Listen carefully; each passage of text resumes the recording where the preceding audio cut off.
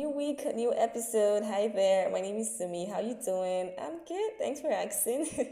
So I welcome you to another episode of Gossip Vibe. I don't know. I think we should rename Gossip Vibe to the maybe the complete weekend show at this point. Because I mean, which other show tends to you and your entertainment need as much as Gossip Vibe does? Like we're more than gossip at this point, don't you think? But anyway, speaking about gossip, we have lots of hot, steamy gossip awaiting you today. Gossip is our forte, and I don't think you're beating that misconception anytime soon. So nah, no name change.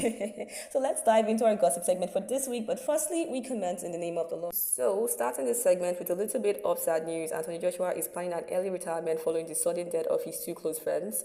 It's a really sad news, but very understandable also, considering the fact that those were his trainer and his coach, two people who have been with him for years now. Like, there is absolutely no way it will ever feel the same again. Though, as of right now, there hasn't been any official statement put out yet, but his uncle revealed that Anthony has communicated his plans privately to the family after the tragic incident. And according to said uncle, speaking on behalf of the family, it's such a relief to them because each time they watch him fight, it puts them under intense emotional pressure. Seeing him being knocked down is like losing our breath. I personally feel this is a good decision if he truly decides to follow through with it. Like, I mean, he's done pretty well for himself at just 36, right? Like, he's held titles like the International Boxing Federation Championship, the World Boxing Association Championship, and the World Boxing Organization Championship, among other significant titles. And I can't even begin to imagine how he feels right now. I was so relieved with the picture he shared with the deceased family. Thankfully, everything is under control and they aren't holding it against him. Like, I know it's not his fault or anything, but still, grief doesn't come with clarity nor understanding.